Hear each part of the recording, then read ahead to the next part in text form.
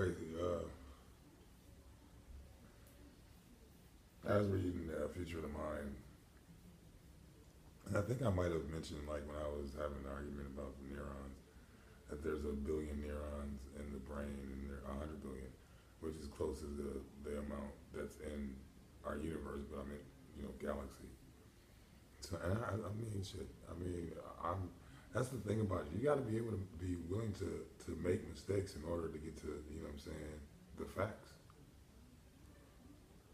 In order to get it right, it's trial and error. My theory includes the universe operating on trial and error. You know what I'm saying? Algorithm, so to speak, or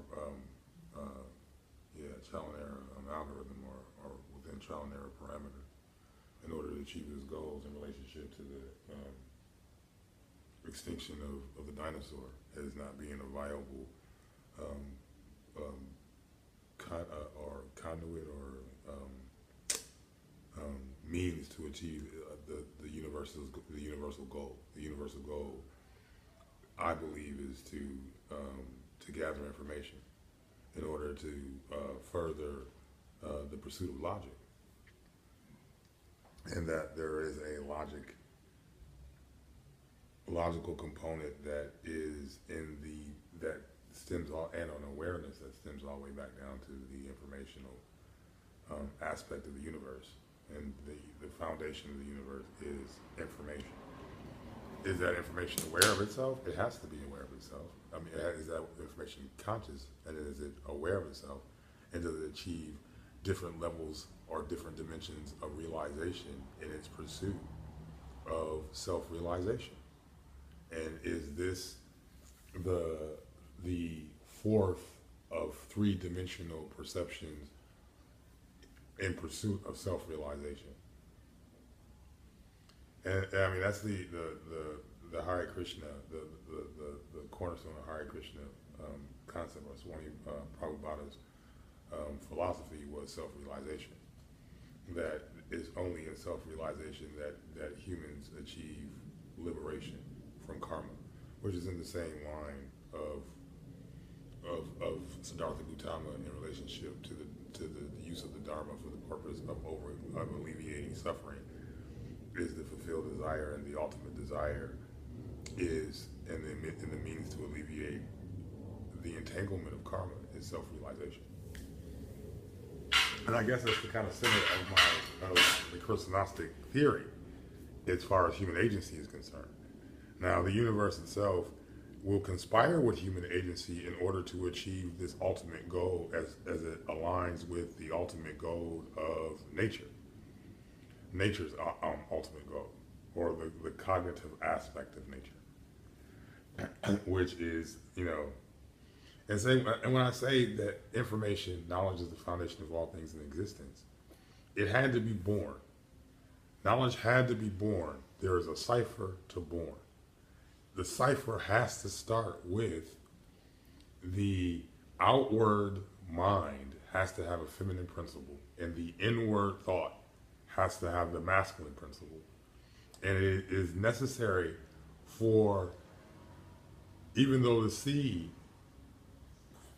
for the masculinity and is derived from the masculine, or is derived from the knowledge, and it is supplied to the feminine, it is the feminine that gives birth. So what came first, the chicken or the egg? The egg came first. Cipher came first. And it born knowledge. And knowledge was added on to the cipher. See, and that's the reason why people do knowledge to knowledge, cipher, instead of doing cipher to born, because it's a male chauvinistic standpoint. It's a mind state where it's impossible to do knowledge to cipher. I mean, knowledge to knowledge. Knowledge to knowledge to add on a cipher. It actually works because 9 is found, 360 degrees is found within, from 3 to 6 to 9 is found within the cipher, is born. And it's not until knowledge of that cipher is born that you can add on to the cipher. You gotta find a woman before you can have, you know what I'm saying, children. A man can't know, knowing yourself is not, that's masturbation. Even knowledge to knowledge only leaves you with the wisdom that was derived from a knowledge of an individual that was born of a woman. And his knowledge is only as sound as the genetic material that produced him. The capacity that's gained from the genetic material that produced him or incubated him. Now there has to be a certain soundness to the genetic material that was introduced. You know what I'm saying, to the womb. But the true soundness comes from the physiology of the woman. And I mean, even within my own case, the genetic backup, the mitochondrial DNA is all important in relationship to the energetic frequency associated with that knowledge. So knowledge is, again, knowledge is the supreme knowledge is born from supreme wisdom. And you can only gain supreme wisdom of that supreme knowledge born from a supreme wisdom, given a supreme understanding. Now, mathematically, with mathematics, I can break that down over and over again with like the plus degrees and whatever and so on and so forth. And if you want to get at me on that level, then fine. And like, again, I see that as law of power too. You know what I'm saying? The knowledge doesn't make you God. You are God body by way of your genetic, the mimetic and genetic traits that constitute your ethnicity that makes you an Asiatic black man. You're a God body. But what makes you conscious of the fact that you're a God is the knowledge. 120 makes you conscious of the fact that you're God. And that's the why, how you in why and turn it into how. Well, how is it that you do such and such and such and such and such? Is because, you know what I'm saying, you God.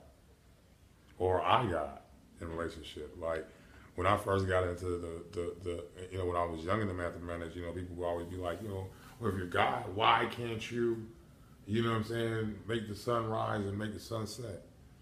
And I'm like, it's the fact that I am God that I know how the sun rises and sets, and that's not an accurate description of how the sun rises and sets.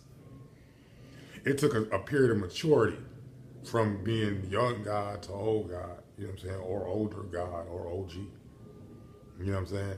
So like, you know what I'm saying, people don't really understand like how, blood derived, how God derived, how G derived. That was one part of the argument that I had with old girl, the skinhead, the asymmetrical skinhead, wearing the asymmetrical haircut, wearing skinhead chick, white chick, and the brother who was a Rasta who was, you know what I'm saying, it was mixed, so to speak.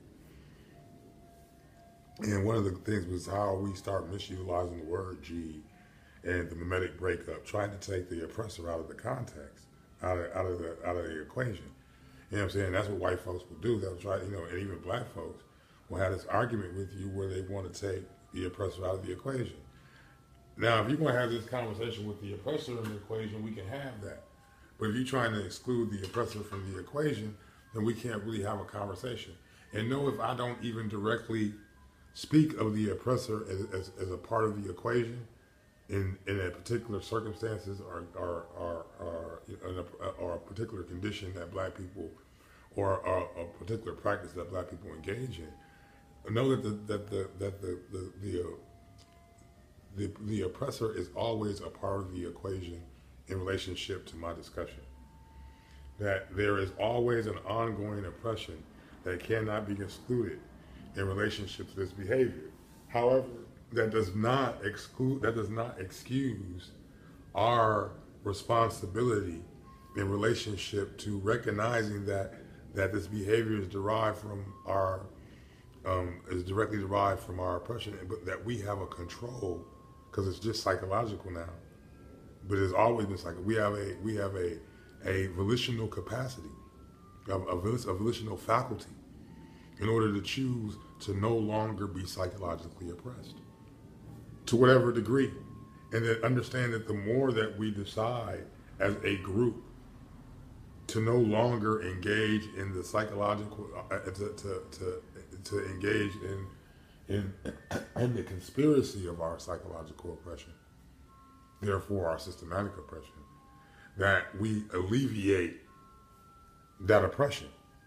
And that oppression can't be alleviated by by individual emancipation. It can only be alleviated by group emancipation. So again, me understanding that it can only be alleviated, because if it can only be alleviated by individual emancipation, dude, or you know what I'm saying, or realization, nigga, I wouldn't need to group with y'all niggas. I wouldn't. And see, that's the thing about what Mikio Kaku was talking about as far as intelligence is concerned. Not just delaying future.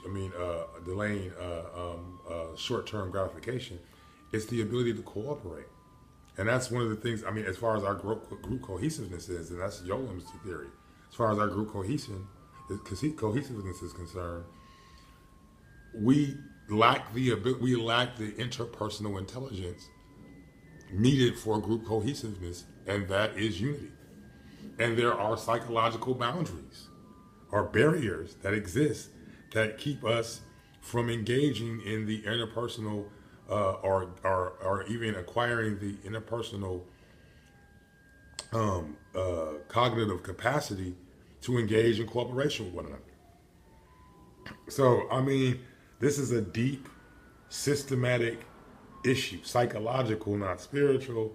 And then, I mean, our religiosity is an issue that we have to deal with in relationship to our rejection of science and science-based causality.